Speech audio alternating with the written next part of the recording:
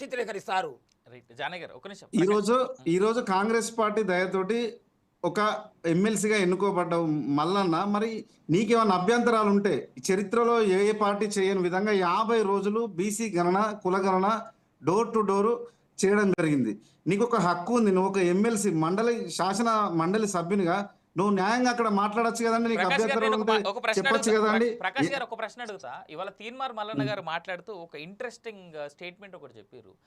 ఇదే UPA government ఉన్నప్పుడు కేంద్రంలో యూపీఏ గవర్నమెంట్ చేసినటువంటి సెన్సెస్ ఏవైతున్నాయో అవి తప్పుల తడకగా ఉన్నాయని చెప్పేసి రాహుల్ గాంధీ కాలబెట్టిండు ఆ పేపర్లు. అదే పని నేను చేసినా కదా, దాంట్లో తప్పే ఉన్నది అనేటువంటి మాట అన్నాడు. రాహుల్ గాంధీ గారు చేస్తే ప్రజాస్వామ్యం, తీన్మార్ మల్లన్న గారు చేస్తే అక్రమమా, అన్యాయమా? రాహుల్ గాంధీ గారు ఎప్పుడు కూడా కాలబెట్టలేదండి. రాహుల్ గాంధీ గారితో పోల్చుకోవడం తీన్మార్ మల్లన్నకు నక్కకు నాగలోకానికి ఉన్న తేడా ఉందండి. ఏమన్నా అంటే రాహుల్ గాంధీ గారితో పోల్చే స్థాయి మల్లన్నది కాదండి. ఈరోజు రాహుల్ గాంధీ గారు ఎప్పుడన్నా కాల్చినట్టు కానీ ఎవరైనా అవమానపరిచినట్టుగా చూపెట్టండి. రాహుల్ గాంధీ గారు భావి భారత ప్రధాని, మా కాంగ్రెస్ పార్టీ.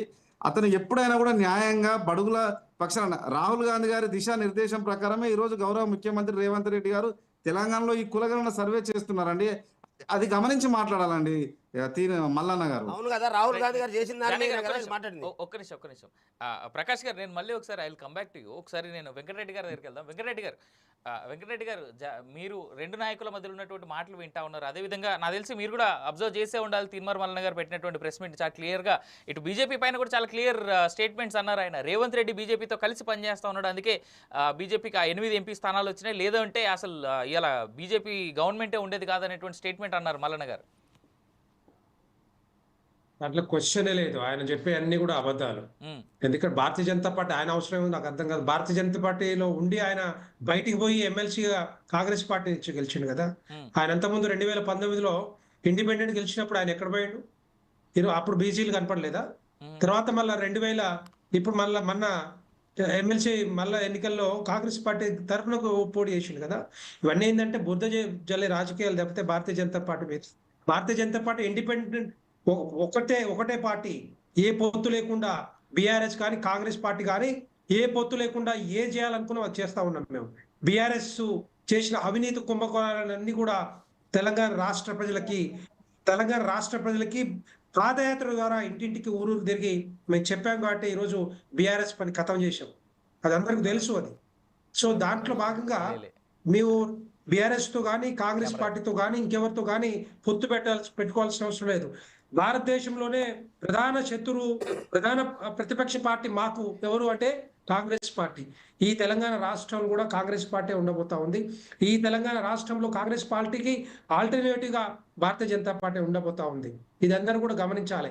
ఎంత బురదజల్లే రాజకీయాలు బట్ట కాల్చి మీదేయడం తప్పితే ఏ విధంగా కూడా ఇది పనికిరాదు. తెలంగాణ రాష్ట్ర ప్రజలందరూ కూడా గమనిస్తా ఉన్నారు.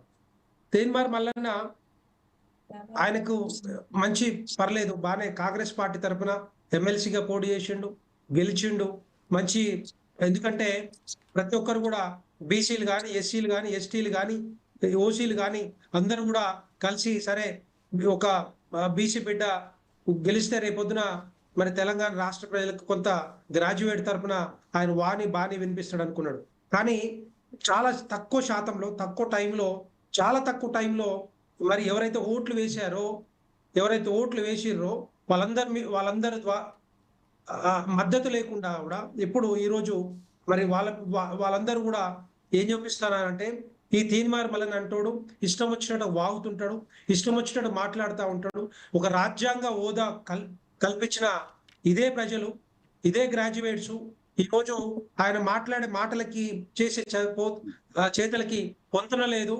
ఎందుకంటే ఒక కులాన్ని కుంచపరచడం, ఒక కులాల మధ్యలో చిచ్చు రేపటం ఇది కరెక్ట్ కాదు. మీరు ఏం మాట్లాడినా మూసుకొని కూర్చుంటే కరెక్ట్. మీరు మాకు ఓట్లేస్తే మాకు అధికారం వచ్చింది, మీ ఓట్లేస్తే మీకు అధికారం.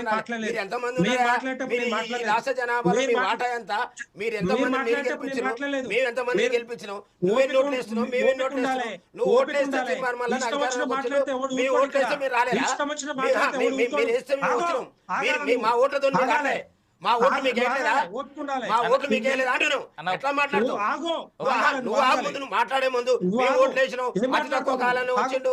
అదే అన్న, ఒక్క పరిస్థితి. నిమిషం, జానయ్య గారు, నీకు 70 ఏళ్ళ నుంచి జానయ్య ఓట్లేస్తా ఉన్నాం కదా? జానయ్య గారు, ఒక్క నిమిషం ఒక్క నిమిషం వెంకటరెడ్డి గారు కంప్లీట్ చేసిన తర్వాత అప్పుడు మీరు లేదు ఆయన తప్పు మాట్లాడిండు. ఏమంటుండంటే నేనేమంటున్నానంటే, మా బీసీలని అవినాష్ గారు, లెట్ హిమ్ కంప్లీట్ మీ కుటుంబ సభ్యుడు చేసినటువంటి లేదు ఆరోపణలకు సమాధానం ఇచ్చినాం ఒక్క మేము. మాట లెట్ వెంకటరెడ్డి గారు అవినాష్ కంప్లీట్. గారు. వెంకటరెడ్డి గారు అవినాష్ గారు, నేనేమంటున్నంటే ఈయన ఏమనుకుంటున్నంటే ఈయన ఒక్కడే గెలిచిండు, మరి అప్పుడైతే గెలవలేదు 2019 అందరికి ఓటు చేస్తేనే కదా బీసీ బిడ్డలు కానీ, ఎస్సీలు కానీ, ఎస్టీలు కానీ, ఓసీలు కానీ అందరు కలిసి చేస్తేనే ఆయన గెలిచిండు కదా. ఈ రోజు ఎవరొద్దు నాకు, నేను ఒక్కనే గెలిచిన, నేను కాంగ్రెస్ పార్టీ కూడా నన్ను గెలిపించలేదు అన్నట్టు చెప్తున్నాడు ఆయన. 100% అది కాంగ్రెస్ పార్టీ వాళ్ళు చెప్పాలంటే కానీ. సో నేనేమంటున్నంటే ఈ రోజు రాజ్యాంగ హోదా కల్పించిన వీళ్ళని మరి కించపరిచే విధంగా ఒక కులాన్ని పట్టుకొని ఇష్టం వచ్చినట్టుగా నోటికి వచ్చినట్టుగా మాట్లాడడం కరెక్ట్ కాదు. ఈ పద్ధతి మార్చుకోవాలి. అసలు ముందు మీరు మాట్లాడారు కదా, మీ వైపు నుంచి మాట్లాడలేదు చెప్పండి. మాకు కాదు, మేము మా గురించి మాట్లాడిన వాళ్ళకు సమాధానం చెప్పినాం. కులానికి మొత్తం ఆపాదించకండి, మా గురించి మాట్లాడిన వ్యక్తి గురించి మాట్లాడండి. అక్కడ కులాన్ని కించపరిచినట్టు మమ్మల్ని మాట్లాడిన పర్సన్ గురించి మాట్లాడిండు, దాని మీద కూడా ఎవిడెన్స్ చూపించినాం. రాజ్యాంగబద్ధంగా తప్పది, డెఫినెట్ గా ఒప్పుకోవాల్సిందే. ఒక వ్యక్తి మిమ్మల్ని ఎవరైనా అంటే ఆ వ్యక్తిని కౌంటర్ చేయాలి తప్పితే కులాన్ని తిట్టడం కాదు, ఇది ఇష్టం వచ్చినట్టు మాట్లాడడం కాదు. ఒప్పుకోవాలి, ఇట్లాంటివన్నీ కూడా చేయకూడదు.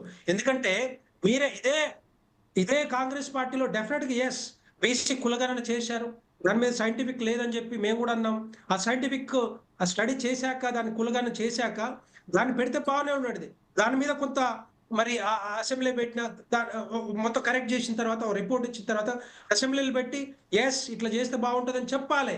ఈవెన్ బీసీ లీడర్లు కూడా మేము భారతీయ జనతా పార్టీ తరఫున ఎవరు చేయలేంది, ఎవరు చెప్పలేంది, ఏ పార్టీ ముందుకు రాంది బీసీ, ఒకవేళ భారతీయ జనతా పార్టీ గెలిస్తే బీసీ బిడ్డని ముఖ్యమంత్రి చేస్తామని చెప్పి ప్రధానమంత్రి నరేంద్ర మోడీ గారు ఈ రోజు తెలంగాణ రాష్ట్రంలో చెప్పారు.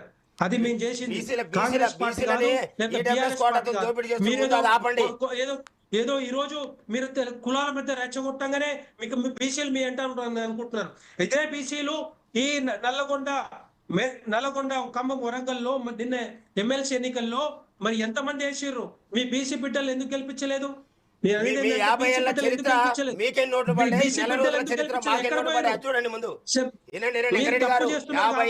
సంవత్సరాల చరిత్ర బీజేపీ పార్టీకి మీ ధన బలం ముందు, మీ పార్టీ సీనాటి ముందు, నెల రోజుల బీసీ వాదం ముందు మీకే నోట్లు వచ్చినాయి, మాకే ఎంతో పెద్ద పెద్ద నాయకులు వచ్చారు. బీసీ కృష్ణ లాంటి వాళ్ళు ఎప్పటి నుంచో సంవత్సరాలు కొద్దిగా బీసీల కోసం పోరాడుతా ఉన్నారు. మీలాగా రెచ్చగొట్టి మాట్లాడలే. మీరు ఎప్పుడైనా కూడా ఒకటి గుర్తుంచుకోవాలి, రాజకీయంలో ఉన్నప్పుడు ఒక మంచి డీసెన్సీగా మాట్లాడటం కానీ, రాజకీయ అంశాలు మాట్లాడడం కానీ, బీసీలకు కావాల్సిన అంశాలు మాట్లాడడం వెంకటరెడ్డి గారు